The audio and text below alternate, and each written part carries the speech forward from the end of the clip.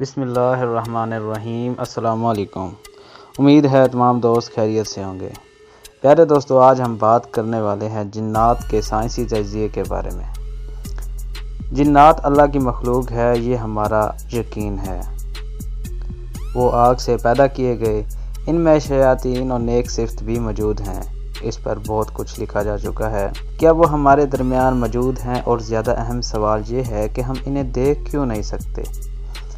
پیارے دوستو، لفظ جن کا ماخذ ہے نظر نہ آنے والی چیز۔ جنات نظر کیوں نہیں آتے؟ اس کی دو وجوہات بیان کی جا سکتی ہیں۔ پہلی وجہ یہ ہے کہ انسان کا ویژن بہت محدود ہے۔ اللہ تعالیٰ نے اس کائنات میں جو الیکٹرو میگنیٹک اسپیکٹرم بنایا ہے، اس کے تحت روشنی 19 اقسام کی ہے، جس میں سے ہم صرف ایک قسم کی روشنی دیکھ سکتے ہیں جو 7 رنگوں پر مشتمل ہے۔ میں آپ کو چند مشہور اقسام کی روشنیوں کے بارے میں مختصراً بتاتا چلوں۔ اگر آپ گیما ویژن میں دیکھنے کے قابل ہو جائیں تو آپ کو دنیا میں موجود ریڈیشن نظر آنا شروع ہو جائے گا۔ اگر آپ مشہور روشنی ایکس رے میں دیکھنے کے قابل ہو جائیں تو آپ کے لیے موٹی سے موٹی دیواروں کے اندر دیکھنے کی اہلیت پیدا ہو جائے گی۔ اگر آپ انفرا ریڈ ویژن میں دیکھنا شروع کر دیں تو آپ مختلف اجسام سے نکلنے والی حرارت دیکھ سکتے ہیں۔ روشنی کی ایک اور قسم کو دیکھنے کی صلاحیت الٹرا وائلٹ ویژن کی ہوگی، جو آپ کو انرجی دیکھنے کے قابل بنا دے گا۔ اس کے علاوہ مائکرو ویو ویژن اور ریڈیو ویو ویژن جیسی کل ملا کر 19 قسم کی روشنیوں میں دیکھنے کی صلاحیت آپ کو سپر پاور بنا سکتی ہے۔ کائنات میں پائی جانے والی تمام چیزوں کو اگر 1 میٹر کے اندر سمو دیا جائے تو انسانی آنکھ صرف 300 نینو میٹر کے اندر موجود چیزوں کو دیکھ پائے گی، جس کا آسان الفاظ میں مطلب یہ ہے کہ ہم کل کائنات کا صرف 0.0000003% حصہ ہی دیکھ سکتے ہیں۔ انسانی آنکھ کو دکھائی دینے والی روشنی ویزیبل لائٹ کہلاتی ہے، اور یہ الٹرا وائلٹ اور انفرا ریڈ کے درمیان پایا جانے والا بہت چھوٹا سا حصہ ہے۔ پیارے دوستو، ہماری ہی دنیا میں ایسی مخلوقات بھی موجود ہیں جن کا ویژول اسپیکٹرم ہم سے مختلف ہے۔ سانپ وہ جانور ہے جو انفرا ریڈ میں دیکھ سکتا ہے، ایسے ہی شہد کی مکھی الٹرا وائلٹ میں دیکھ سکتی ہے۔ دنیا میں سب سے زیادہ رنگ مینٹس شرمپ کی آنکھ دیکھ سکتی ہے۔ الو کو رات کے گھپ اندھیرے میں بھی ویسے رنگ نظر آتے ہیں جیسے انسان کو دن میں۔ امریکن کک نامی پرندہ ایک ہی وقت میں 180 ڈگری کا منظر دیکھ سکتا ہے، جبکہ گھریلو بکری 320 ڈگری تک کا ویو دیکھ سکتی ہے۔ درختوں میں پایا جانے والا گرگٹ ایک ہی وقت میں 2 مختلف سمتوں میں دیکھ سکتا ہے، جبکہ افریقہ میں پایا جانے والا پونگس نامی ہرن ایک صاف رات میں سیارے سیٹرن کے دائرے تک کو دیکھ سکتا ہے۔ اب آپ اندازہ کر سکتے ہیں کہ انسان کی دیکھنے کی حس کس قدر محدود ہے، اور وہ اکثر ان چیزوں کو نہیں دیکھ پاتا جو جانور دیکھ پاتے ہیں۔ ترمذی شریف کی حدیث نمبر 3459 کے مطابق نبی کریم صلی اللہ علیہ وآلہ وسلم نے فرمایا کہ جب تم مرغ کی آواز سنو تو اس سے اللہ کا فضل مانگو، کیونکہ وہ اسی وقت بولتا ہے جب فرشتے کو دیکھتا ہے، اور جب گدھے کی رینکنے کی آواز سنو تو شیطان مردود سے اللہ کی پناہ مانگو، کیونکہ اس وقت وہ شیطان کو دیکھ رہا ہوتا ہے۔ جب میں نے مرغ کی آنکھ کی ساخت پر تحقیق کی تو مجھے یہ جان کر حیرت ہوئی کہ مرغ کی آنکھ انسانی آنکھ سے 2 باتوں میں بہت زیادہ بہتر ہے۔ پہلی بات کہ جہاں انسانی آنکھ میں 2 قسم کے لائٹ اسپیکٹرلز ہوتے ہیں، وہاں مرغ کی آنکھ میں 5 قسم کے لائٹ اسپیکٹرلز ہیں، اور دوسری چیز فیوا جو انتہائی تیزی سے گل جانے والی کسی چیز کو پہچاننے میں آنکھ کی مدد کرتا ہے، جس کی وجہ سے مرغ ان چیزوں کو دیکھ سکتا ہے جو روشنی دیں اور انتہائی تیزی سے حرکت کریں۔ اور اگر آپ گدھے کی آنکھ پر تحقیق کریں تو آپ دیکھیں گے کہ اگرچہ رنگوں کو پہچاننے میں گدھے کی آنکھ ہم سے بہتر نہیں ہے، لیکن گدھے کی آنکھ میں روڈز کی ریشو کہیں زیادہ ہے، اور اسی وجہ سے گدھا اندھیرے میں درختوں اور سائے کو پہچان لیتا ہے۔ یعنی آسان الفاظ میں گدھے کی آنکھ میں اندھیرے کو پہچاننے کی صلاحیت ہم سے کہیں زیادہ ہے۔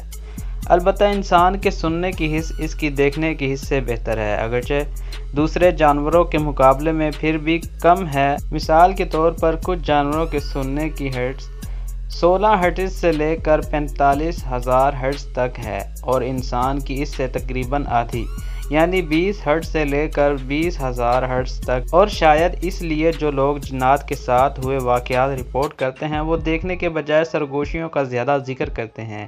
ایک سرگوشی کی فریکوینسی تقریباً 150 ہرٹز ہوتی ہے، اور یہی وہ فریکوینسی ہے جس میں انسان کا اپنے ذہن پر کنٹرول ختم ہونا شروع ہو جاتا ہے۔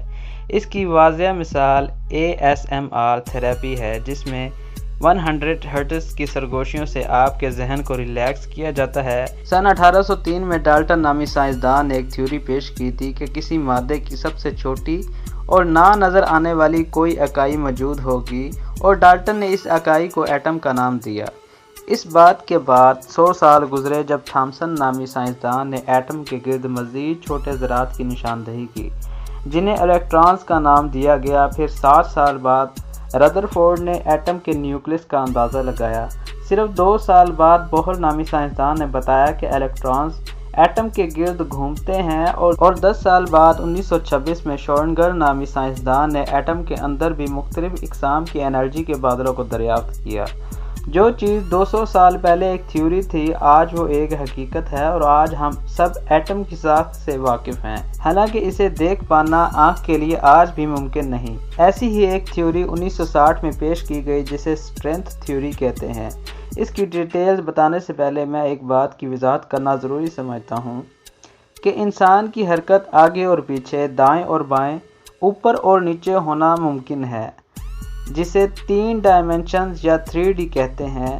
ہماری دنیا یا ہمارا عالم انہی 3 ڈائمنشنز کے اندر قید ہے، ہم اس سے باہر نہیں نکل سکتے۔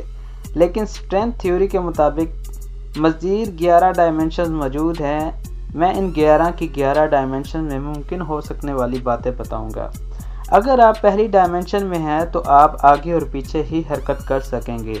اگر آپ دوسری ڈائمنشن میں داخل ہو جائیں تو آپ آگے، پیچھے اور دائیں اور بائیں حرکت کر سکیں گے۔ تیسری ڈائمنشن میں آپ آگے، پیچھے، دائیں، بائیں اور اوپر نیچے ہر طرف حرکت کر سکیں گے، اور یہی ہماری دنیا یا جسے ہم اپنا عالم کہتے ہیں۔ اگر آپ کسی طرح سے چوتھی ڈائمنشن میں داخل ہو جائیں تو آپ وقت میں بھی حرکت کر سکیں گے۔ 5ویں ڈائمنشن میں داخل ہونے پر آپ اس عالم سے نکل کر کسی دوسرے عالم میں داخل ہونے کے قابل ہو جائیں گے، جیسا کہ عالم ارواح۔ 6ٹھی ڈائمنشن میں آپ 2 یا 2 سے زیادہ عالموں میں حرکت کرنے کے قابل ہو جائیں گے، اور میرے ذہن میں عالم اسباب کے ساتھ عالم ارواح اور عالم برزخ کا نام آتا ہے۔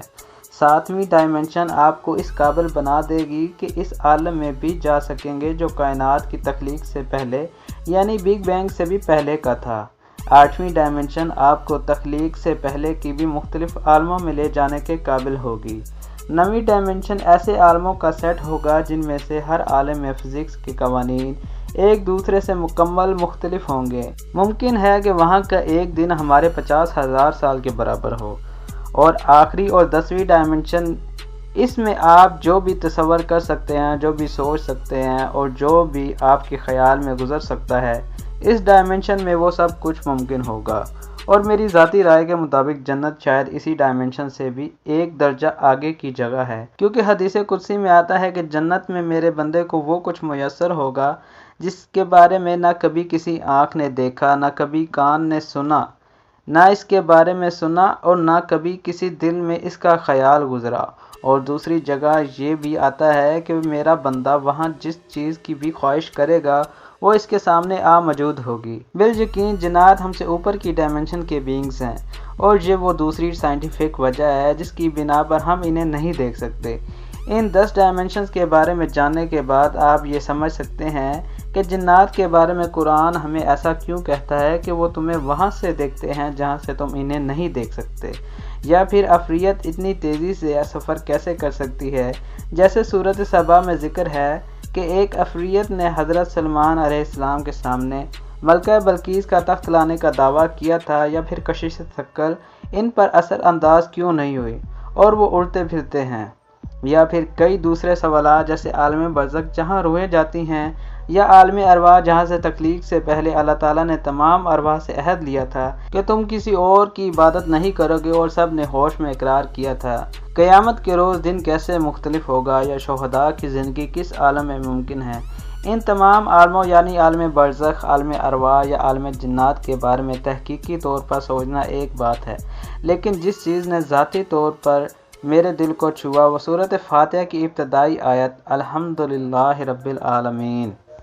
تمام تعریفیں اس اللہ کے لیے جو تمام عالموں کا رب ہے، اور میں سمجھتا ہوں کہ تمام عالم کے الفاظ کا جو اثر اب میں اپنے دل پر محسوس کرتا ہوں وہ پہلے کبھی محسوس نہیں کیا تھا۔